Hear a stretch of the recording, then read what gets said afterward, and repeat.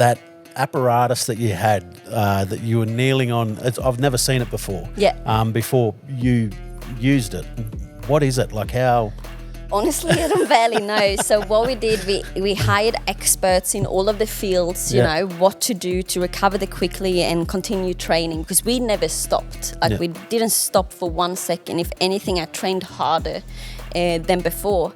But it was like a peg leg that I put on my leg, and I was standing there and people were looking at me like I was crazy.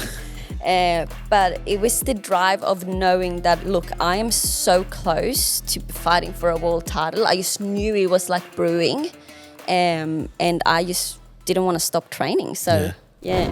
All right, welcome to the No Limit Boxing Podcast. We have a special guest, Linn Sandstrom, fighting for the WBA World Title, April 24th here in Sydney. Linn, it's an absolute pleasure to have you with us. Thank you for having me. I'm so excited. Now, let's talk about your journey. You're fighting for a world title, April 24th. A lot has gone into getting to this point. Let's start off with just letting everyone know a little bit about you and who you are, where you've come from, and how we've landed here.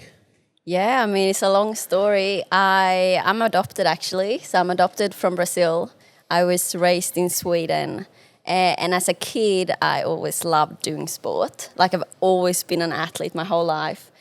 Coming from a table tennis background, got told early that I would never make it in table tennis, and was set to prove people wrong in that. And I did. I had a great career in table tennis, went to private school, got awards, going to China, playing table tennis, living the life as an athlete. And I think because I'm coming from a small town, everyone knew me as the girl who played table tennis.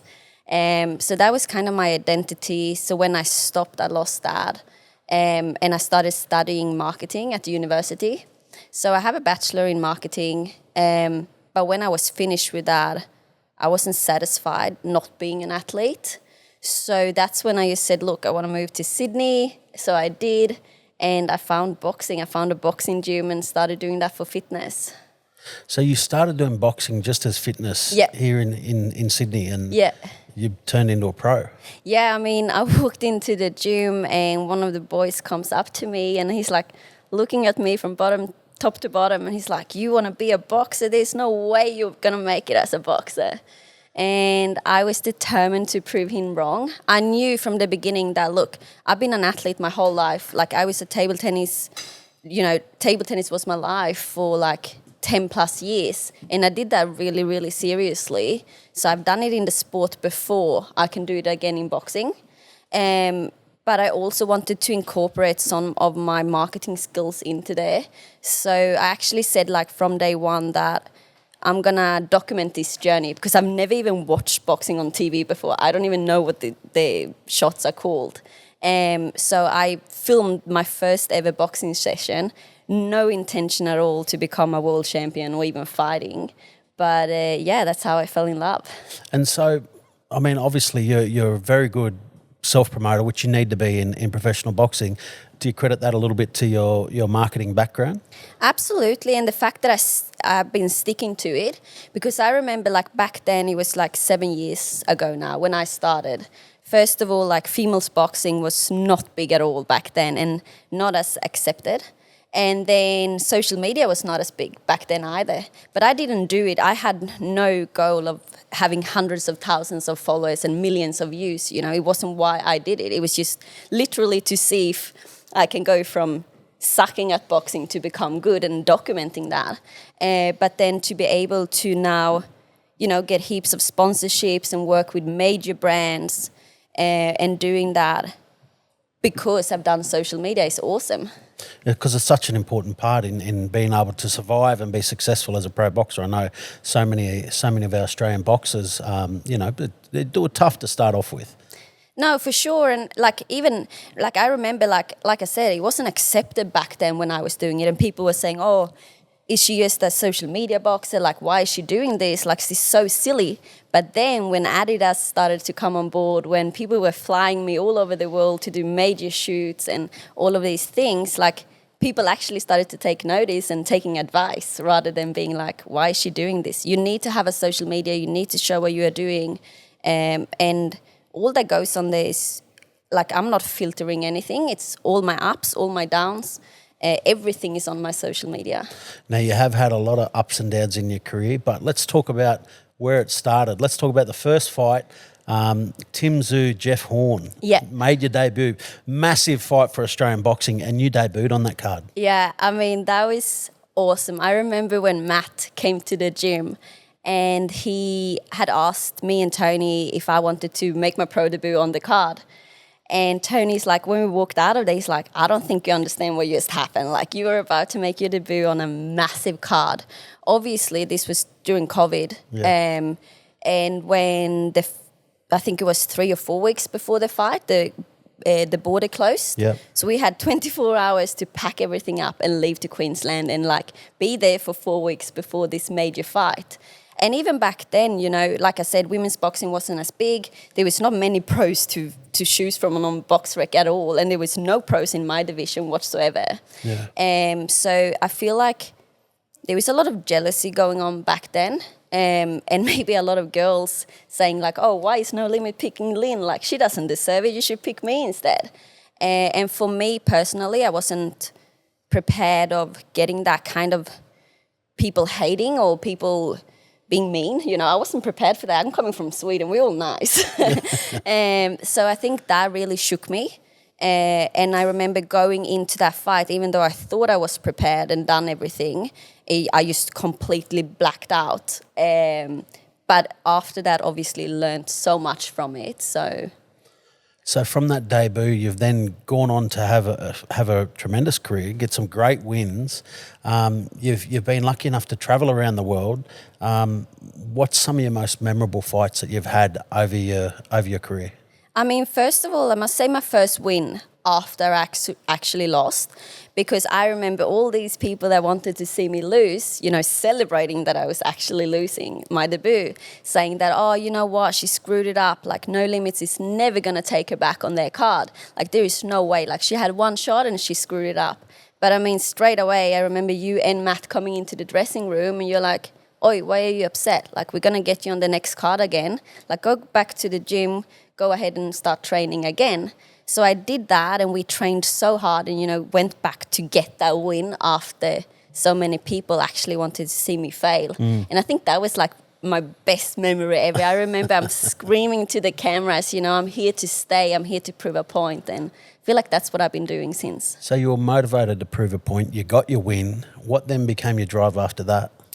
I thought to myself that, you know, when I'm going to fight for a world title, it's going to be like, yes, I did it. I proved everyone wrong. But now it's not that at all. It's like, you know what? I've worked so damn hard to be where I am, not because I want to prove anyone wrong, but just because I love this sport of boxing and because of my dedication and the sacrifices that I've done. I mean, I've camped overseas probably 15 times. You know, I've been to Philippines, the States, Mexico, Costa Rica, Sweden, London. I've been all over the world with boxing. And I deserve to be here. So out of all of them trips, what was, you know, which place did you enjoy the most? Which place did you learn the most from? Philippines is always crazy. They call me almost like the adopted daughter of Philippines. And you have a huge fan base over there. So that's always fun. But then the training that I learned the most from is over in LA. So we moved there now for this camp. Yep. We moved there for 5 weeks, and also we were there for 4 weeks previously to that as well. So that's when like this proper boxing training comes into, and yeah, I love being there. It's like my second home gym. What do they do different there? I mean, the gym that I'm at in LA, it's called Knockouts Boxing. They produce heaps of world champions. I think it's just a lot of champions in that gym, and you see how hard they train. For example, back here, I do strength and conditioning 2 or 3 times a week. Over there, they do it 6 times a week. And boxing training is like double the length than I do back here. So yeah, it's just hard work. And then, so do you implement that back here when you come back as well? Yeah, I do. I mean, I believe that it's a balance. So what we did, we started off the camp in LA with this brutal amount of training, and then now coming back with tapering off a bit more. But then what we've done as well is bringing sparring partners back over to Australia. So that's also helped a lot. Now, you're lucky enough to have a really, really strong friendship group around you too, and they do a lot of the travel with you, don't they? Yeah, they do actually. How's it been having that support with you when you're on the road? I know the Philippines trip in particular was an interesting one. Yeah. How is it having them with you? No, it's awesome. Like you said, I'm so blessed with my friends. They all love boxing. All of the girlfriends, there's no bitchiness. They love to come with me. So like Jada came with me to Philippines. She's been to Mexico. She's been to Costa Rica. Even though, they don't understand the fighter life in the same way that I'm experiencing it. So she could be there complaining that, her Big Mac wasn't good enough and I'm laying there starving trying to make the weight. But it's just all good, I had girlfriends coming with me to LA. We went to Vegas to watch the NRL weekend. So they're a massive support to me. And what about your gym too? Because you've obviously got a really good relationship there at Bondi Boxing. How good has it been having the support of your gym? No, it's been great. Even now, the boys in the gym that I'm sparring, they are mimicking my opponent and doing everything to the best of their ability to help me bring home this world title. And I think a lot of people don't realise this, but as a female fighter, you do have to spar a lot of the males. How does that go for you? What's the process? Is there a gentleman's agreement in how you participate in the sparring? I think I'm really, really blessed. Like Jai, he's fought on his of the No Limits Very cards. good fighter. Yeah, he's a super slick fighter. And he studied my opponent. We went to Thailand together and he was the only one I was sparring there as well. And he said to me, I said to him, look, you're great at sparring because you're hitting me hard enough that I'm getting a shock, but you're not knocking me out, that he could easily do if he wanted to. But he's just unbelievable. He's mimicking the opponent, hitting me hard enough, but not too hard, and he's definitely doing his job. At what point, though, in your career did you know that you were ready to go for a world title? Was it the experience overseas, or was it just the motivation within? Just the motivation, I think. When we got the opportunity to fight for a world title, if that's your goal, you're never going to say no. And we've done everything to be ready to this point. When I come back now from my latest trip, even though I ruptured my Achilles 7 months ago, and realistically, you shouldn't come back. The doctor told us 9 to 12 months, I would be back training. But I'm actually fighting for a world title. But we did testing and, I'm 20% stronger now than I was before my injury. All of my punches are stronger. I'm fitter, I'm leaner, I'm faster, I'm everything. And that's not me just saying it. It's numbers showing it. So I think that, I'm definitely ready. So let's talk a little bit about that injury again too, because an Achilles injury is a serious injury, right? There's the recovery time on that is difficult, and a lot of people take a long time to come back. How did it happen, and how have you managed to get to where you are? Yeah, so it happened. We were doing sprint session, and I actually came back from a fight in Sweden, and the opponent that I was fighting there was really good, and I was like, okay, we're getting to this level now where there's 100, you need to give it 120%. So I was pushing really hard in the sprint sessions. And when I was running on the field, you feel it snap. And unfortunately for me, it was my right leg that I ruptured, which makes it even worse because that's the back leg where I'm pushing off from in boxing. So we went straight into surgery and the surgeon told us look, there's going to be 9 to 12 months, like I said, before you can even return to sport. And I remember I came to Tim Siv's gym and his grandfather was there and he's looking at me. He's like, oh no, that's bad. That's really bad. And I'm like, no, it's not going to be bad. You watch me. I'm going to come back here walking soon. And I also remember Fidel coming into the gym and I told him, look, we're going to the States in 8 weeks after I had the surgery. And he's like, okay, good luck. And I did. I was there 8 weeks after the rupture. I was there training, without a boot, nothing. But I've been really blessed because I've had a Bodywell sports lab that have done so much for me to recover. And not even them could have thought that I would recover this quickly. Now that apparatus that you had that you were kneeling on. I've never seen it before. Yeah. Before you used it, what is it like? How?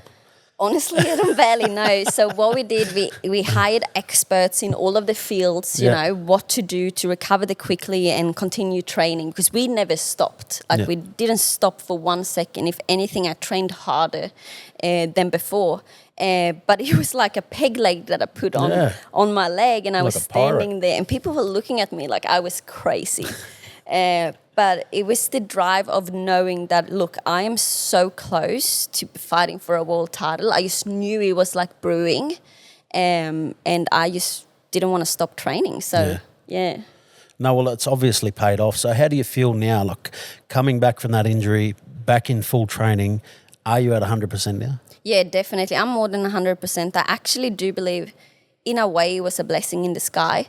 Like, it obviously made me very, very tough and resilient. And I'm a better boxer now than I was before. You know, it actually forced me to sit more, not to run around in the gym, in the ring as much, sit more on my shots. And I just learned so much, even though it's been extremely hard work to get to this point, obviously. So we've seen you in some great fights. Does that mean that we're going to see a different style of fighter this time around for this fight? I think so. I mean, obviously, it was a while ago now since you watched me here in Australia. Yes. So you're definitely going to see some improvements and the best version of myself. And what are we thinking for this fight? Is there a knockout on the cards, or I mean, how do you I'm think strong. it's going to go? I am strong. So if I can knock her out, I want to knock her out. But obviously, you're going to hear the words "and the new" on the night, and that's all that matters to me. No, well, that's really exciting. I think it's a great fight and a great opportunity too. We've seen so many Australian female boxers excelling over the past few years. Obviously, Ebony Bridges, and we've seen Sky Nicholson just recently winning a world title. So it'd be great to have another Australian female world champion. No, it would be awesome. I'm so excited. I mean, obviously, I know it's a tough fight ahead. You know, she's the current world champion. She's defended the belt successfully 3 times previously. So I know I'm not up against an easy task, but I'm here to do my absolute best to have it stay here in Australia. And you'll have big support on the night, no doubt? Yeah, definitely. Massive support. Even my family's going to fly over from Sweden. Yeah, so they are coming here soon to watch me fight as well. And that's actually been like one of my goal pictures. Like when I fight for a world title, I want to be able to fly my family here for them to watch me, and Oh, that's cool. They'll get to see the journey. Yeah, no, it's going to be awesome. Have they been to a fight before? They have. Obviously, they are not a boxing family. They don't understand anything. I don't even think they will understand if I win or lose, to be honest. But now they really started to come around and understand that what I'm doing, you know, because I'm doing this full time. This is my job. But they are super excited, and I told them, like, No Limits shows, like, it's nothing like you would have experienced before. You're going to have a great night, a great time. So they're super excited. Well, that's what we aim to do, and then we hope to have you holding the belt at the end of the fight as well. Yeah, no, for sure. I mean, Tony said he had a dream the other day, and it was like me winning the fight and you and Matt jumping around, and there was confetti, and I was winning the title, and it was great. That's a good dream. I like that. Manifesting it. Yeah, manifesting it. Now, look, you're obviously a full-time fighter. You're one person that I know is very dedicated to the sport, not only what you do in the ring, but everything that you do outside of the ring. But what are some of the things that you still do in your downtime now? Do you still play a bit of table tennis? You know, do you still get into that? I mean, I haven't been in your office for a while. This is the only place I play table tennis, but I guess after the fight. Well, we had to pack up the table because you haven't been around for a while. Yeah, true.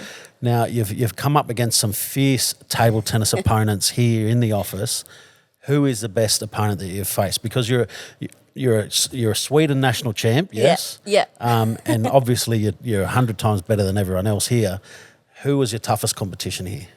I mean, I would say Matt. We had great games. I know you don't approve, but it's true. He got games. Do you realise that Matt's not even in the top 10 ranking here? I can't believe it. I don't know why. He's not that good. I reckon you've taken it easy on Matt.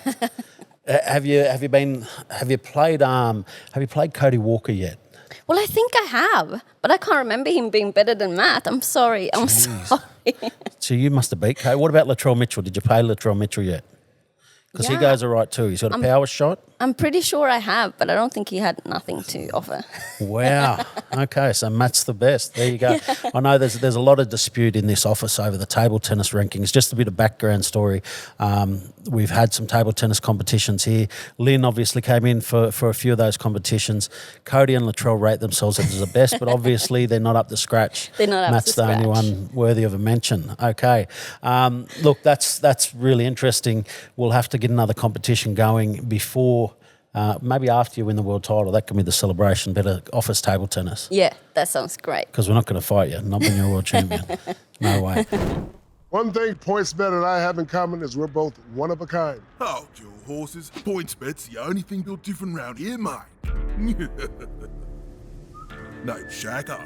There's only room for one shack in this town. For a betting experience that's truly built different, I got all day. download the PointsBet app today. PointsBet, built different. You win some, you lose more. For free and confidential support, call the number on the screen or visit the website. Now, I want to use some of your boxing knowledge to build your perfect boxer. Okay. Now, this one is brought to you by PointsBet. They're built different, and so we want you to build your different best boxer. Okay. So we'll start with power. Who would be the component of power for your Okay. best boxer? I'm going to build it off females boxers. Ooh, I like this. So, yeah, I will say Chantel Cameron. Ooh, very good, very good. What about speed? Speed, Katie Taylor. Katie Taylor, very fast. Great fighter too. Yeah. Great fighter. Boxing IQ. Boxing IQ. I mean, you got to give it to Sky Nicholson. She has a great boxing Very IQ. smart. She's hard to be hit, Yeah. isn't she? Very hard to hit. What about the jab? The jab, I would say myself. Yeah, I have nice. a great jab. Well, hopefully that jab wins a world title. Yeah. Chin, best chin. That's a tricky one. Best chin as a female. Amanda Serrano. Ooh, very Yeah. good chin. I agree. What about best defense? Best defense.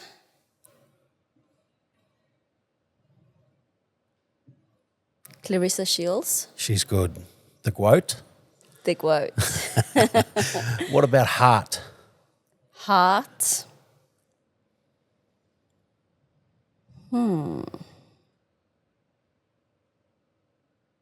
I don't know. Might be you. No, I don't think it's me. I don't think it's me. Heart, nah. You know what? I would say Katie Taylor. Yeah, again. I was She has thinking a the great same heart. thing. She has. Yeah, Yeah. she's fought through some tough battles. Yeah, she has. That's a hell of a fighter that you've just built there. That's a very good fighter. Look, Linn, I appreciate you coming on. We're really excited that you're back fighting on No Limit, and it's for your world title. WBA world title, April 24th, Hordern Pavilion here in Sydney. And the new. And the new. We look forward to it. Thanks for coming on, Linn. And Thank we look you. forward to all the fight week excitement and looking forward to hopefully crowning a new Australian world champion. Thanks for tuning in to the No Limit Boxing podcast. Make sure you're listening on Spotify, Apple, YouTube, the lot. Follow our clips on Instagram and Facebook and TikTok, of course. And we look forward to bringing you more behind-the-scenes chats with some of our great Australian fighters.